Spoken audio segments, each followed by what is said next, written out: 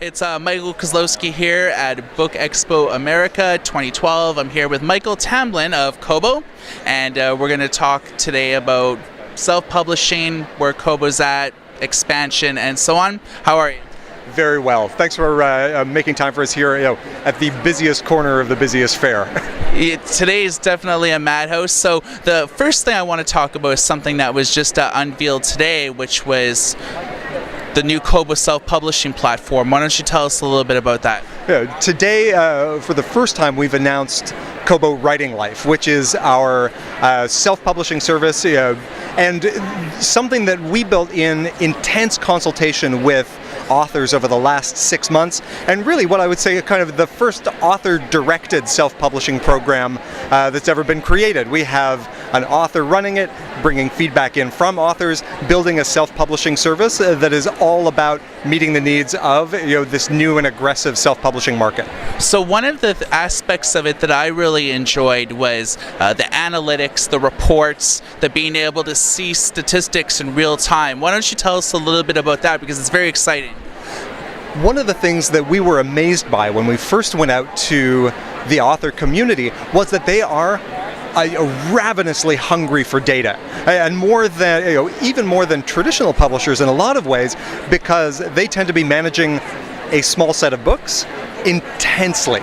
So they're looking at every fluctuation in sales as they try a new marketing technique, as they do a different kind of promotion, as they change the cover of a book, and they want to see immediate feedback on how that's done. So we made significant investments, not just in how books get distributed, how they get uploaded and converted, but what kind of information can we share back to the author.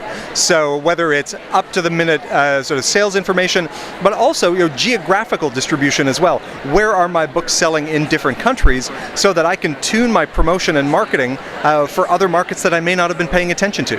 So to make it clear, with the new publishing program you guys have, it's just not limited to, say, North America, but they could publish basically any market that Kobo has, France, Germany, Spain, the UK, and so on. Absolutely.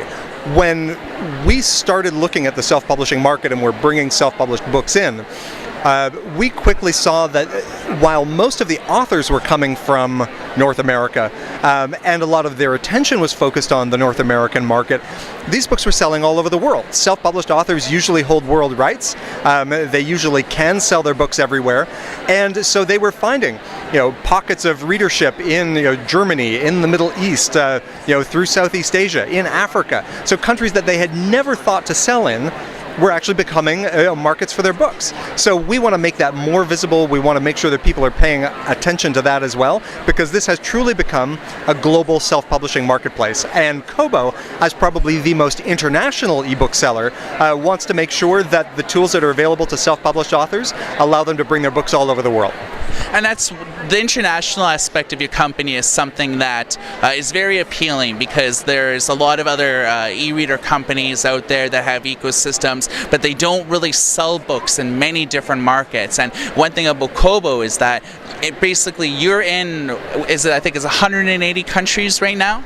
We last year we delivered ebooks to just over 190 countries around the world, and we're founded with the idea that this would undoubtedly be an international business, that there was really no reason, unlike physical books, for ebooks to remain constrained into a particular company. So everything from systems to software to staff were built and constructed with that idea in mind. And that's allowed us to move very quickly from country to country around the world, where some of our competitors are frankly, kind of stumbling to get their first new country out.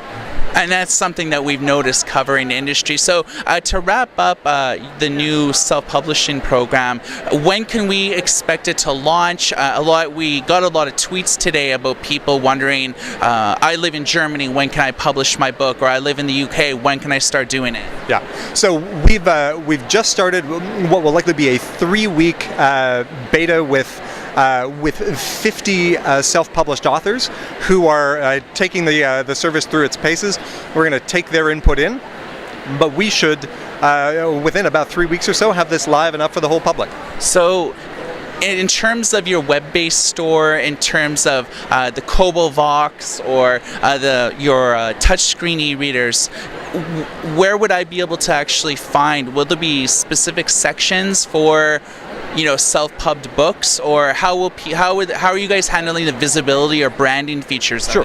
So two approaches. One is we have always believed that self-published books really were like any other kind of book. So we have always merchandised self-published books in with books that we get from the largest trade houses. At the same time, in the coming weeks and months, you'll start to see us do some merchandising that is about the discovery and highlighting of new and emerging self-published voices, and making that collection of content more available, as a standalone category.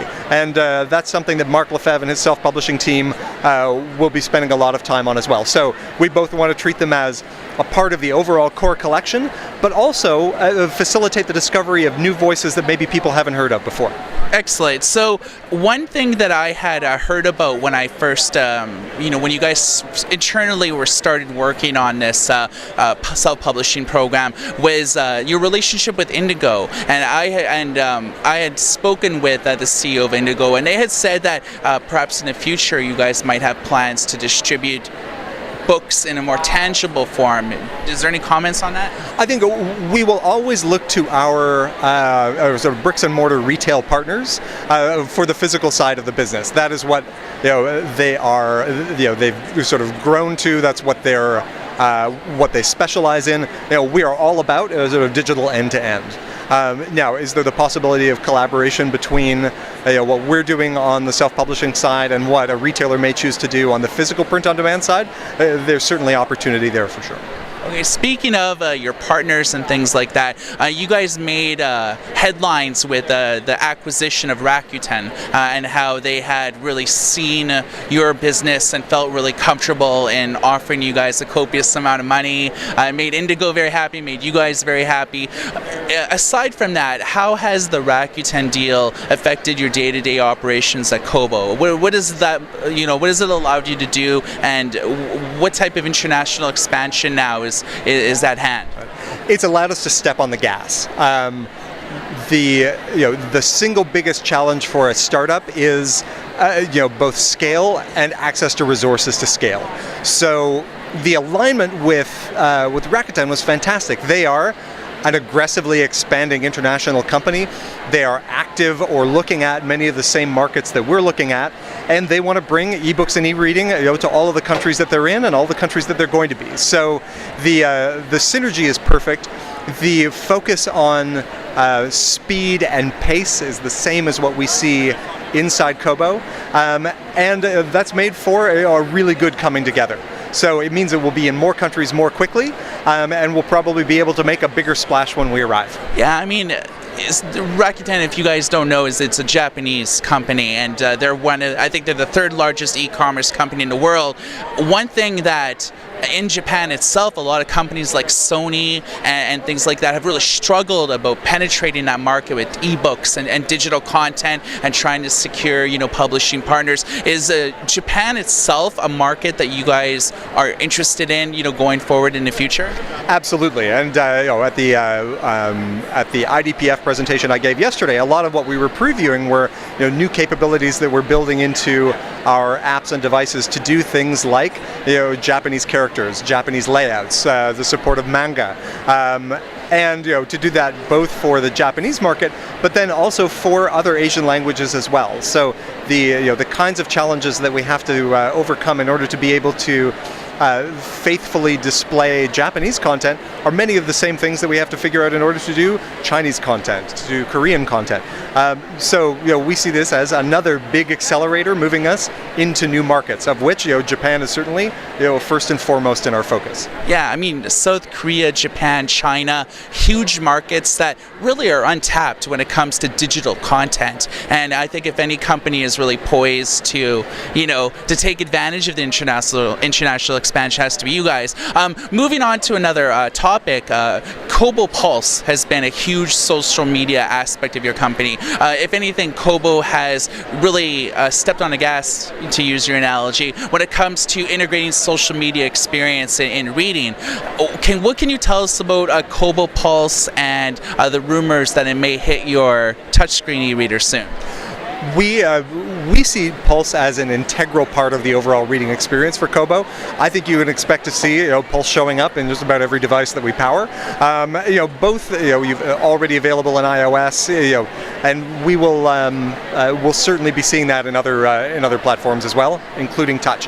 For us, it's about I think a lot of our focus so far, as an industry, has been how do we make sure that we can do all of the same things in digital that we're used to doing in print. Now what we're starting to look at, what are the things that you can only do in digital that you could never do in print? And one of them is, how can I have a conversation in the book with all of the people that are also reading this book at the same time that I'm reading it? And now we've rolled out Author Pulse, which allows authors to annotate their works separately from the conversation that's going on, so that you can see what the author was thinking about when they wrote this chapter or when they introduced this new character. Also giving authors the opportunity to interact directly with their readers inside the book. So you're not just out on a website or on a blog, you're interacting with your paying customers. And authors are really excited about that. Publishers are really excited about that. And fans of particular authors, can't wait to see their favorite authors showing up on Pulse as well. Yeah, and up until then, it's the only time that you could really interact with your favorite author, maybe via Twitter if you're lucky enough to get a response, or to a book signing. But a lot of authors, they might put out a new book every 2 or 3 years, and they may not come to your specific city. So Kobo Pulse actually gives you an opportunity. If you live in small town America, or if you live in some small town in Canada where you never get book signings, Kobo Pulse and authors being able to interact with you may give you a chance that you wouldn't normally have. And not just that, when you're reading the book, tend to be when your questions about the book come up. So sometimes you may remember when that author signing takes place, and you've got your 2 seconds at the author table to ask your question about that character. But more likely it's when you're in the middle of the book. It's like, wow, what were they thinking when they did that? Or to be able to see, the author actually has something to tell me about this piece of the work. So, it's kind of like getting the reading experience, the in-person author experience, and the social experience of other people who are interested in that book all at the same time. Okay, so going forward, looking at 2012, still young, and we still have a few quarters to go.